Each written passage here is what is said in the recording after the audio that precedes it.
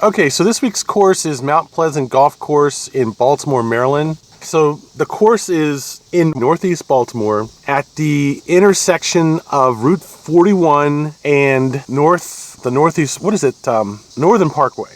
Okay, so this is sort of halfway between 83 and 95 North going to New York. And it's about 2 or 3 miles south of 695. And it is in a sort of kind of the hood part of Baltimore. And one of the detriments of this course is that Northern Parkway borders it on the north side, Route 41 borders it on the east side, and then there's the access road, Hillen Road, that borders it on the west side, and that runs all the way down the course. And on the south side, there is a row of row houses and stuff that are just off the course. So now one of the things you have to deal with on this course is a fair amount of car noise, if not road noise, including trucks and stuff, but a fair amount of car noise.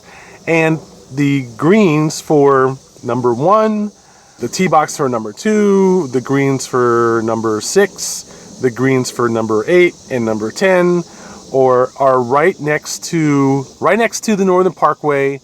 The tee box and the fairway for number 13 and 14 are right next to Route 41, and the greens and tee boxes for 17 and 18 are right next to Hillen Road. So there's a fair amount of play where there's a car whizzing by, and as usual, as almost always, when that happens, there's at least one jackass who goes by when I'm playing and honks his car horn. And this happened in this case as well.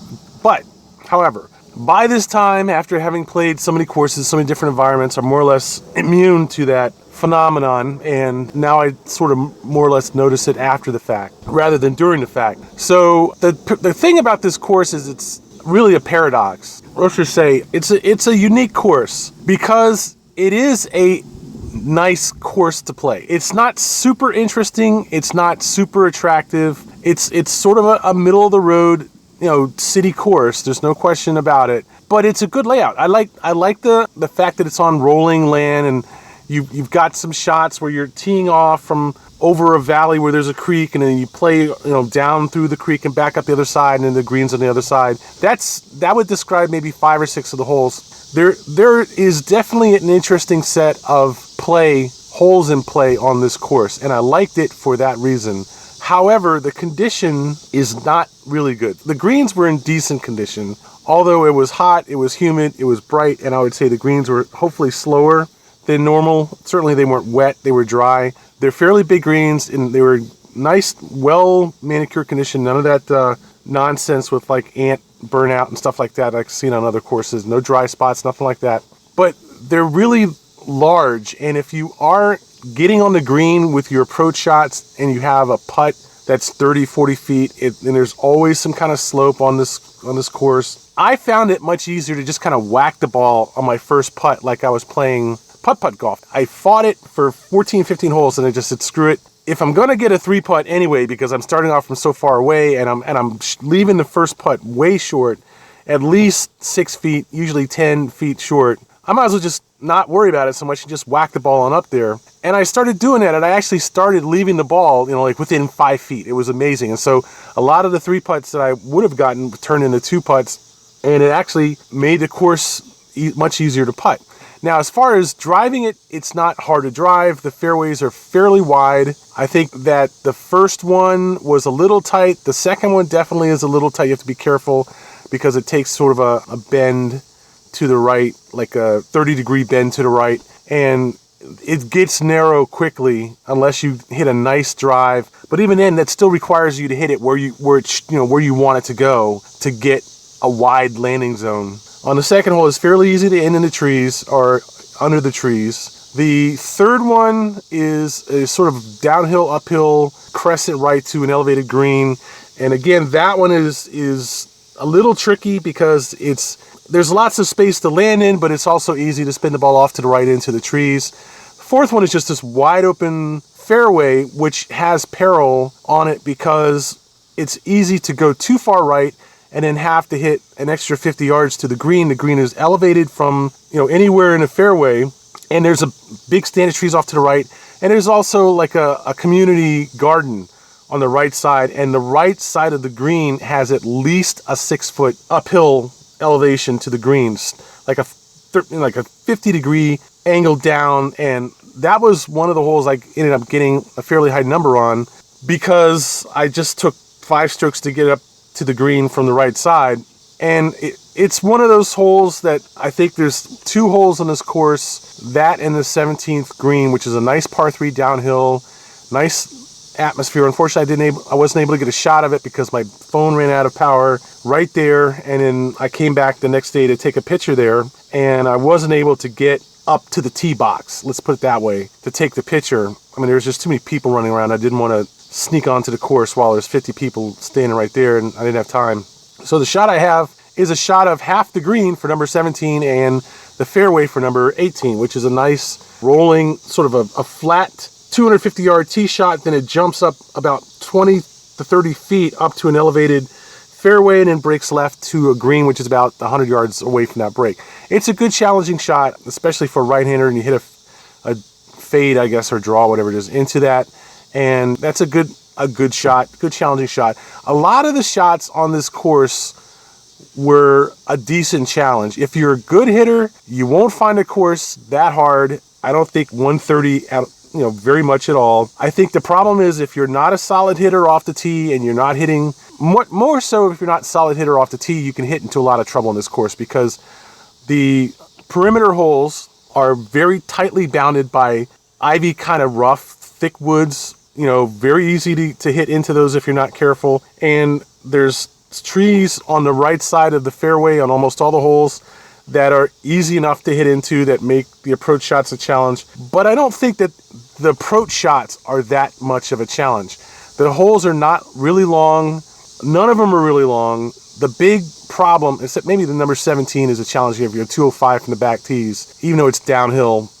It's still bordered by thick ivy on the left side, and that's 6-foot elevation on the right side.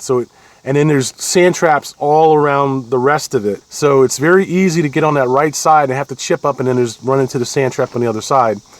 It's one of those courses that is a good challenge, but it's not too much of a challenge. It's sort of a modest, comfortable challenge. You will probably have more trouble putting than actually playing this course from the tee box and from the fairway, or from the rough. The rough is not really great rough. It's long enough to lose balls in unless you're right on the ball, and you see it. It's easy to lose balls in that rough. And also, it's half crabgrass, half grass, so it's not like the world's best rough anyway. The fairways are definitely not in good condition on this course. They are certainly cut short enough, but there's a lot of dirt and bare spots on the fairways. So I ended up, just rolling my ball on the grass section. It's, spotty grass, dirt, grass, dirt, grass, dirt. And it just wasn't something I felt like I was going to try to dig a ball out of that dirt and stuff when I was, 2 inches away from a patch of grass. I just rolled it up in the grass and played. But I guess in the end, there's not much to say about this course, but it's a decent course. And if I talk about the clubhouse is this really big house, kind of plantation style place, and you can tell it's been around since God knows when, the 20s or 30s even. The course was built and operated before Northern Pkwy was open through the middle of it. So one of the things they're saying, the second hole, the longer tees, the back tees would play across what is now Northern Pkwy. But it does have a good kind of creepy look, creepy yet old-fashioned look in terms of the 17th par 3 downhill. I thought that was a really nice looking hole. It's a good challenge, and I like the fact that there is rough almost right there on the left front and the left rear of the green. They give you all the right side to cheat to, but it's not like you really want to be over there and chipping up to the green unless you're well enough away from the green that you can chip an iron on there without having to hit it almost straight up or overplay it into the waist on the other side. I thought that was a really good challenging hole. There's another hole, another par 3, that is more of a traditional shot, elevated tee to a downhill green, and you have to hit over a creek in the middle, and it's like a 7-iron and stuff to that. But it's a big green, and I hit my ball on the left side of the green, and the pin was on the right side. So it was an extreme putt, and it's got this slope from back to front, down the front, and you're hitting this long putt and trying to make it. And decent challenge. I would say the course is a decent enough challenge. It reminded me, a lot of the holes reminded me of holes on other courses. One could say that those holes on other courses were patterned after some of the holes on this course. I certainly could see that. But in the end, it's just basically a good round. I thought it was a good round. The price was a little bit, on the expensive side. Middle of the week, $50 with a cart at $330. And that's a little bit on the expensive side. But the course really needs better fairway grass. I have no doubt this is probably among the worst 5 courses I've played this year in terms of the condition of the fairways. It was only acceptable in the sense that it was patchy. So there weren't large sections of the fairway that were bad. It was patchy enough. All you do is, tap your ball and it would probably roll to a patch of grass that you could, just like a couple, maybe 6 inches away, it would roll to a patch of something that was good. Not even 6 inches, maybe 3 or 4 inches, just not much. It's just like spotty, like a spotty fairway. Let's put it that way. Although it was about half of the fairway that was bare. So it wasn't insignificant. It just wasn't a major problem. So I would give this course, I think a B. I honestly think that the road noise is a factor, but there wasn't, anything that was significant in terms of greenskeeper fouling. There were definitely greenskeepers out there milling around and raking the sand traps and pulling pebbles and crap out of the sand traps. And there was definitely water damage in some of the courses where there's a creek that runs through the middle of it, and you could see that the water had been much higher than it was in that creek, and things had washed, the banks and so forth and so on, and gave it a really kind of, disaster look. I actually enjoyed it. Really enjoyed playing it. I just didn't want to pay another $30 to play 9 and get a shot of that back tees of number 17 and number 18. So forgive me for being a little cheap, but I think I described it adequately, and I think that it'll be a good, modest surprise and enjoyability if you actually go play the course. And certainly the 17th and 18th were very good holes, decent holes, nice challenging holes to play. This was absolutely not one of those courses where you're on it and you're going, what the hell is this? It's not like that at all. I could imagine it being a top-notch course for a public course, for a city course, if the fairways were in good condition, and you just block out the road noise. You have to. It's just how it is. It's not overbearing, but it's not something you can just, lightly tune out and casually not worry about it. You're going to be chipping onto the green for some of the holes, and the cars will be right behind the green over a little cable fence. So they're not more than 20 yards off the green in some cases. Fairway, like for number 14, when you hit your tee shot, it'll land in an area, and then there'll be a 6-lane highway, just off your shoulder as you're approaching an uphill green, elevated green. It's 200 yards from your landing zone. But all in all, a good course. It really was quite a decent course. So I think it absolutely deserves a B despite its problems.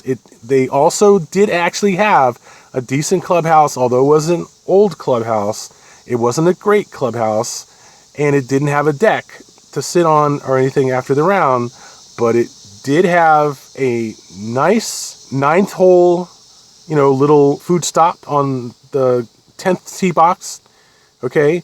And also it did have showers, although half of them did not work, and it also had a locker and changing area, which was actually, kind of high school, 1950 high school kind of looking, but it actually was there, and it was decent, and it wasn't like, all the lockers were locked up. If you had a locker or whatever, you could put your lock on there and lock your stuff in a decent locker.